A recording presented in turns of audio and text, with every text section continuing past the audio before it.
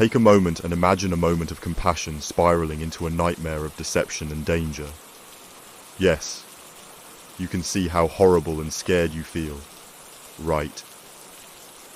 I know your answer is yes, which is why you would understand and relate to this story of how a simple act of kindness toward a lost child led me into a harrowing ordeal.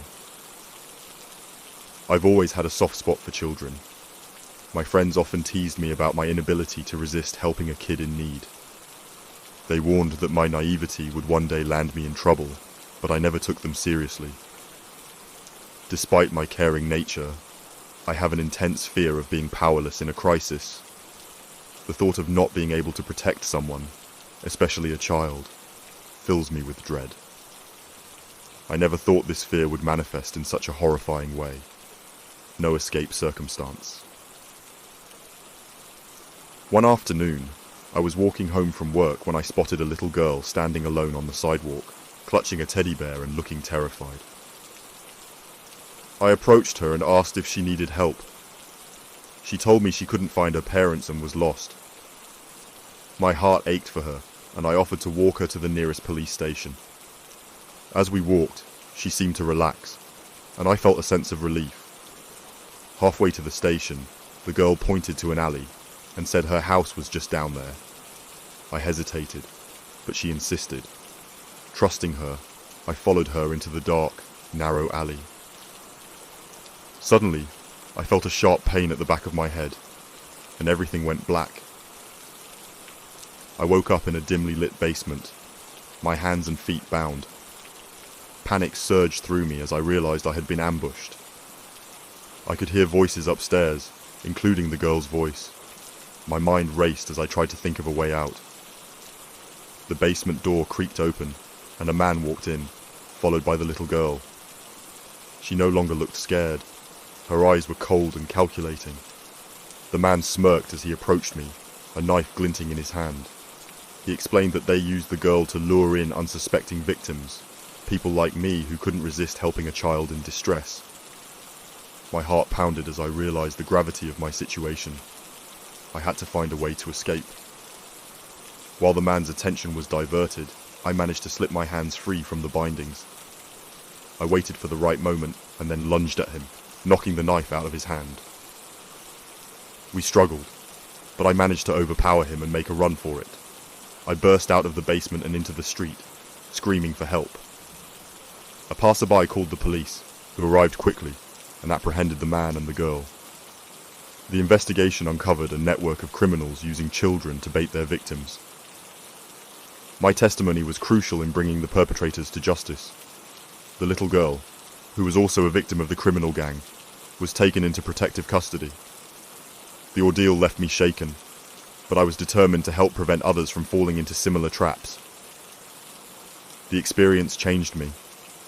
I became more cautious, always looking out for warning signs and trusting my instincts. The fear of being helpless in a crisis still lingered, but I had learned how to take control of my fear. Even though the criminals were caught, the memory of that day continues to haunt me.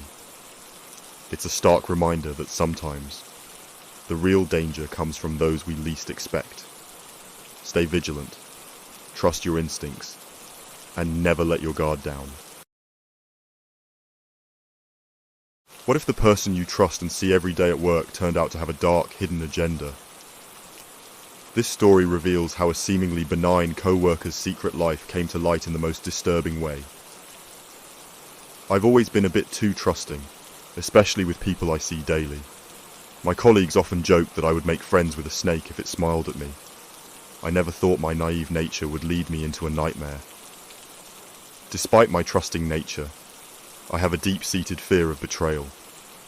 The thought that someone I trust could deceive me shakes me to my core.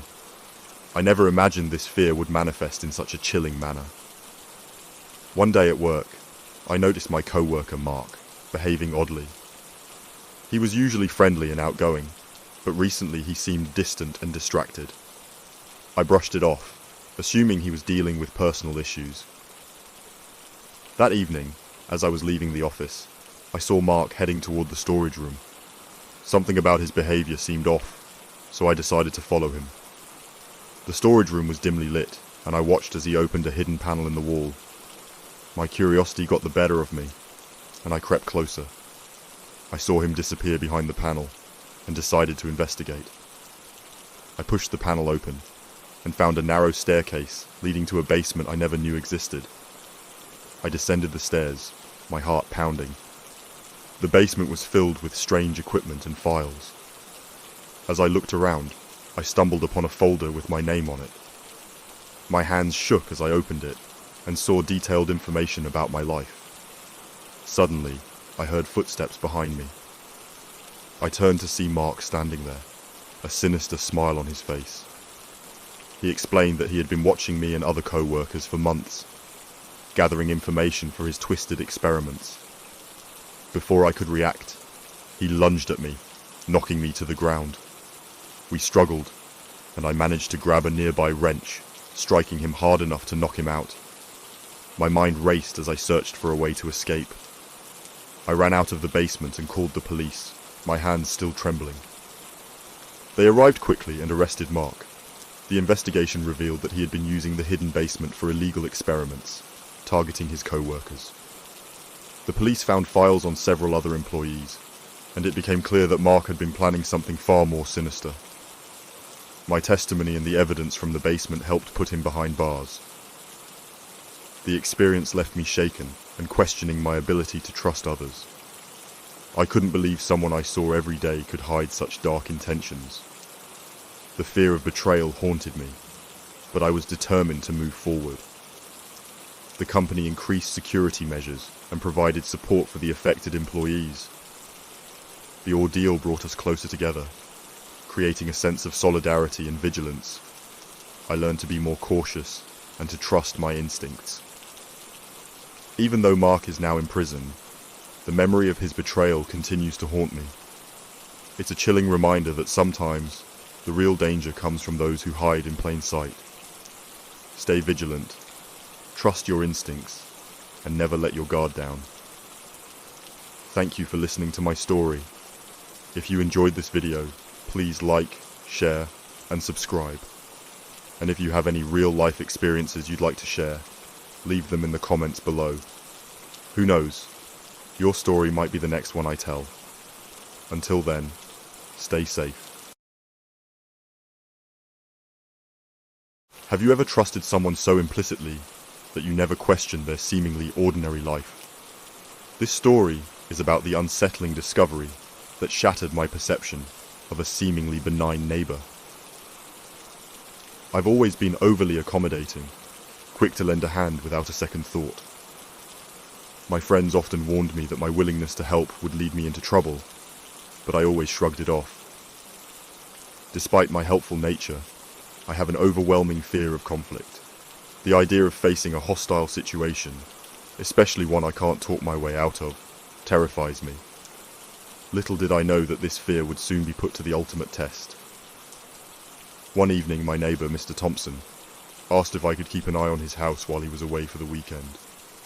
He was a quiet, polite man, and I agreed without hesitation. I saw it as just another neighbourly favour. The first night was uneventful. I watered his plants, fed his cat, and locked up. But on the second night, I noticed something odd. The basement door, which I was certain I had closed, was slightly ajar. Curiosity got the better of me, and I decided to investigate. I grabbed a flashlight and descended the creaky stairs. The basement was cluttered with old furniture and boxes, nothing unusual at first glance. Then, I spotted a large, padlocked trunk in the corner. My heart pounded as I approached it. I knew it was wrong to snoop, but something compelled me to look inside. I found the key hanging nearby, and against my better judgment, opened the trunk. The smell hit me first, a nauseating, rancid odour. Inside I found old photographs and newspapers, all detailing missing persons cases from our neighbourhood. My hands trembled as I realised Mr. Thompson had been documenting these disappearances. Suddenly, the basement door slammed shut. Panic surged through me as I scrambled to hide. I could hear footsteps descending the stairs, slow and deliberate. My flashlight flickered, casting eerie shadows on the walls. I hid behind a stack of boxes, trying to steady my breathing. Mr. Thompson's voice echoed through the basement, calling my name with a chilling calmness. He knew someone was there. My mind raced, desperate for a plan. Just as he was about to find me, I heard sirens in the distance. The footsteps stopped, and I dared to peek out. Mr. Thompson was gone. I waited, heart pounding, until the police arrived. The police found me and took my statement. They searched the basement, uncovering more disturbing evidence linking Mr. Thompson to several missing persons cases. He was arrested, but the horror of what I discovered stayed with me. The investigation revealed that Mr. Thompson had been abducting people for years, hiding his dark secret behind a facade of normalcy. My testimony helped bring him to justice, but the nightmares persisted. Even though Mr. Thompson is behind bars, the memory of that night haunts me. It's a chilling reminder that sometimes the real monsters are the ones living right next door. Stay vigilant, trust your instincts, and never let your guard down. Thank you for listening to my story. If you enjoyed this video, please like, share, and subscribe.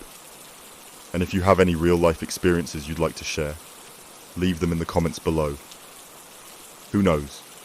Your story might be the next one I tell. Until then, stay safe.